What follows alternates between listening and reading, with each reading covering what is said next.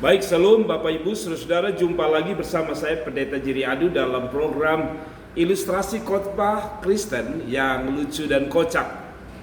Hari ini saya kasih judul Hanya Beda Departemen Saja. Hanya beda departemen saja. Jadi satu kali ada cerita mau Papua, satu cerita yang saya paling senang. Satu kali Tinus ini ada dua orang, Tinus dan Martin.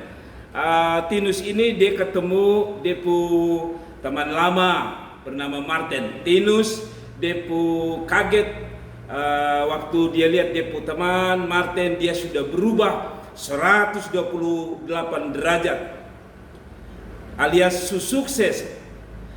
Tapi Tinus ini sampai sekarang dia sendiri masih pengangguran hebat, pengangguran berat. Langsung dong dua cerita-cerita. Langsung Tinus dia tanya begini. Tinus dia tanya dia pun kawan Martin. Tinus bilang begini. Tinus berkata, "Kawan, kau sukses sekali Aduh, saya sangka kau kerja di mana sekarang?" Tinus tanya dan temannya Martin menjawab, "Kawan, saya sekarang ini kerja di Departemen Tenaga Kerja alias Depnaker." Kau tahu toh Depnaker? Departemen Tenaga Kerja. Tinus ini tidak mau kalah. Tinus tidak mau kalah. Tinus bilang begini, "Iyo, saya tahu kawan." Baru Martin ini temannya ini dia balik tanya. Martin tanya begini kepada Tinus, "Baru kawan, kok sekarang kerja di mana?" Karena Tinus ini dia tidak mau kalah dengan depu teman lama, dia jawab. Tinus jawab, "Kawan, saya sekarang tugas di Departemen Tenaga Dalam. Kau tahu tidak?" Martin ketawa. Mana ada Departemen Tenaga Dalam, yang ada Departemen Tenaga Kerja, saudara. Nah, saudara, dari ayat ini kita bisa mengambil sebuah pelajaran rohani. Saya teringat Markus pasal yang ke-9 ayat yang ke-33. Kemudian tibalah Yesus dan murid-muridnya di Kapernaum. Ketika Yesus sudah di rumah, ia bertanya kepada murid-muridnya, "Apa yang kamu perbincangkan tadi di jalan?" Tetapi mereka, para murid, diam. Sebab di tengah jalan tadi mereka mempertengkarkan siapa yang terbesar di antara mereka. Saudara, cerita tadi, cerita mau Papua tadi sebenarnya sedang menunjukkan bahwa Tinus tidak mau kalah dengan Martin. Karena Martin bilang dia kerja di Departemen Tenaga Kerja. Tinus karena tidak mau kalah, Tinus juga tidak mau kalah. Tinus bilang, "Saya juga kerja di mana Tinus?" "Saya kerja," kata Tinus, "saya kerja di Departemen Tenaga Dalam." Saudara, sebenarnya cerita tadi dan Markus pasal 9 sedang benar-benar sinkron alias terhubung dengan baik. Apa artinya?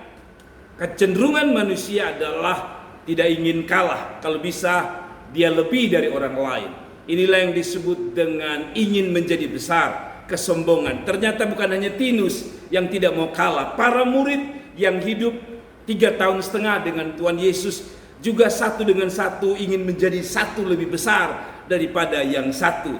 Mungkin Petrus berkata, "Saya ini kan yang biasa paling banyak bicara, pasti saya yang terbesar." Tapi Tuhan akhirnya di dalam Markus 9 dikatakan, kemudian tibalah Yesus dan murid-muridnya di Kapernaum. Ketika Yesus sudah di rumah, ia bertanya kepada murid-murid, "Apa yang kamu perbincangkan di tengah jalan?" Persis seperti Martin dan Tinus tadi, Tuhan tanya pada para murid, "Apa yang kamu bincangkan?" Mereka diam, kata Alkitab di dalam ayat 34. Sebab di tengah jalan tadi mereka mempertengkarkan siapa yang terbesar di antara mereka. Hari-hari ini ada begitu banyak anak-anak Tuhan bukan lagi berlomba atau bukan lagi melayani Tuhan dengan hati yang tulus, dengan hati yang ikhlas, dengan hati yang murni, tapi sudah dipenuhi dengan embel-embel, yaitu kalau saya melayani, siapa yang besar, lebih besar, siapa yang lebih terkenal, siapa yang lebih hebat, siapa yang lebih luar biasa. Kiranya pelajaran dari Tinus dan Martin memberi kita sebuah pengertian bahwa hidup ini singkat dan tidak ada yang lebih besar.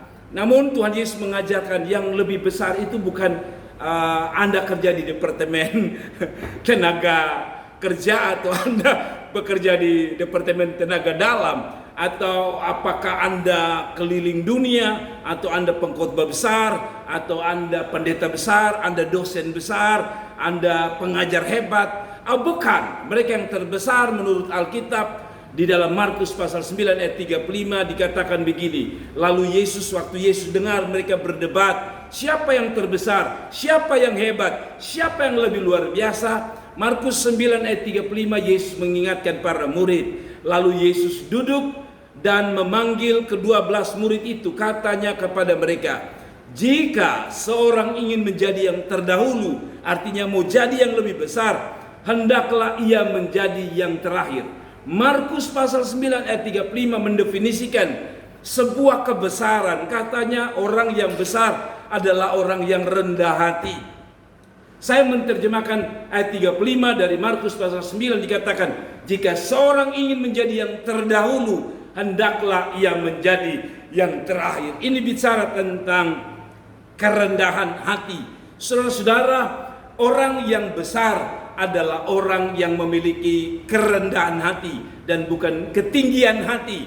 Saudara-saudara, digambarkan, dikatakan bahwa kalau engkau mau jadi yang terdahulu, kalau engkau mau jadi yang besar, kalau engkau mau jadi yang terdepan, setiap orang ingin menjadi yang terdepan. Bukan hanya Yamaha yang mau jadi terdepan, para hamba-hamba ingin menjadi yang terdepan. Para anak Tuhan ingin menjadi terdepan, dan kalau bisa orang lain di belakang. Tapi menurut Alkitab, kalau engkau mau yang terdepan, engkau mau yang paling terkemuka, engkau mau yang terbesar, dikatakan hendaklah ia menjadi yang terakhir. Apa artinya kerendahan hati? Saudara, kadang-kadang ketika kita duduk di satu tempat, biasanya kita lihat orang yang duduk di depan adalah para pejabat, orang-orang penting, dan biasanya orang-orang biasa duduk di belakang. Tapi Tuhan berkata, kalau engkau mau jadi yang terdepan, mulai dari duduk dari belakang. Artinya apa?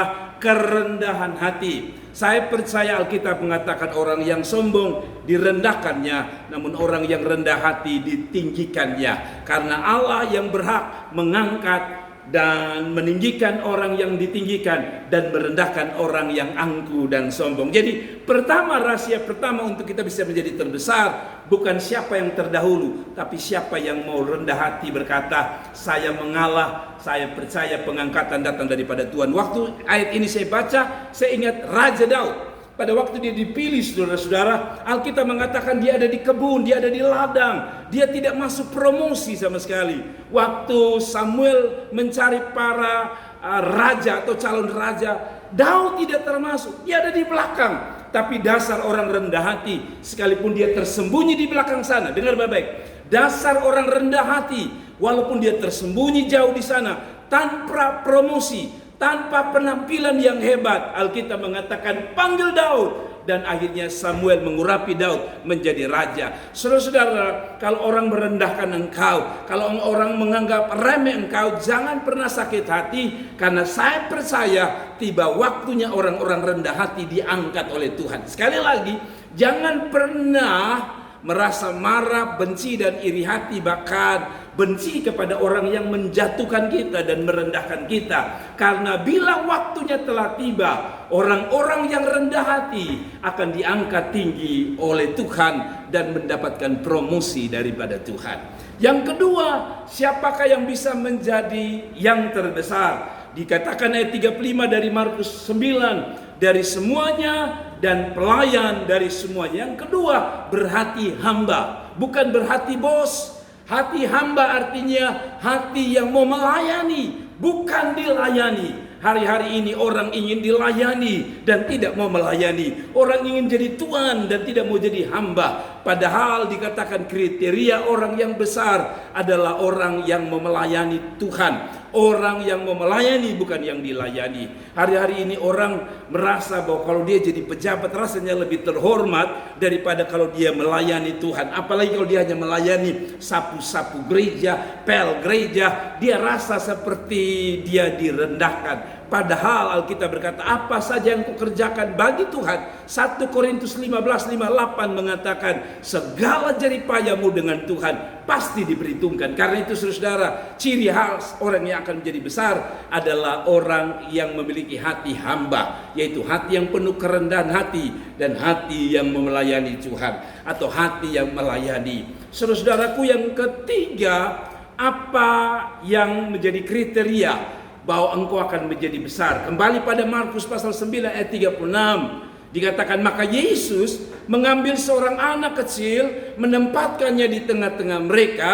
Kemudian ia memeluk anak itu dan berkata kepada mereka, barang siapa menyambut seorang anak seperti ini dalam namaku, ia menyambut aku. Dan barang siapa menyambut aku, bukan aku yang disambutnya, tapi dia yang mengutus aku. Saudara-saudaraku yang diberkati Tuhan, yang terakhir, bicara tentang anak kecil, bicara tentang orang-orang yang polos, orang-orang yang tidak ada pikiran macam-macam, orang-orang yang hatinya tulus dan polos. Saudara-saudara, orang yang terbesar adalah orang yang tulus, orang yang polos, melayani Tuhan tanpa berpikir apa yang dia dapat. Melayani Tuhan tanpa berpikir apa yang saya dapat, kebesarankah, nama besarkah, apapun saudara. Kerendahan hati yang pertama, kedua adalah memiliki hati hamba, dan yang ketiga adalah ketulusan dan kepolosan. Saudara-saudara masih ingat dulu waktu kita baru bertobat, kita melayani, orang mau puji atau tidak kita melayani. Tapi ketika kita mulai dipakai oleh Tuhan, kita mulai menjadi lebih besar, kita mulai dikenal. Kadang-kadang kita merasa bahwa pelayanan kita tidak lagi semurni waktu dulu. Kita dulu seperti anak-anak, hanya mau melayani dan melayani. Mau dapat uang atau tidak, mau dapat gaji atau tidak, mau dipuji atau tetap melayani. Tapi hari ini kalau kita tidak dipuji saja, kita tersinggung, kita marah. Jadi kerendahan hati dan juga berhati hamba, dan yang terakhir memiliki ketulusan hati adalah ciri orang yang akan diangkat, dipermuliakan, dipromosi, dan diberkati oleh Tuhan. Karena itu saudaraku yang diberkati Tuhan, saya berharap bahwa renungan hari ini mengenai hanya beda departemen, pertengkaran antar Tinus dan Martin, jangan menjadi pertengkaran kita para hamba-hamba Allah. Biar kita jadi satu di dalam Tuhan, memiliki kerendahan hati, memiliki hati hamba, dan yang terakhir memiliki ketulusan dan kepolosan dan kemurnian hati. Itulah rahasia kita diangkat dan diberkati Tuhan. Kiranya renungan ini memberkati. Saya Pendeta Jerry Adu dari Kota Kupang, hanya mau menyampaikan terima kasih buat dukungannya. Terus tonton video ini, bagi ke yang lain sehingga banyak orang boleh diberkati dan dikuatkan Tuhan. Salam dari Kupang, dari Nusa Tenggara Timur. Saya Pendeta Jerry Adu atau Jerry Adu, Pastor Jerry Adu, ingin menyampaikan terima kasih buat dukungan saudara-saudara sekalian selama ini. Tuhan Yesus memberkati. God bless you. Tuhan memberkati kita sekalian. Haleluya.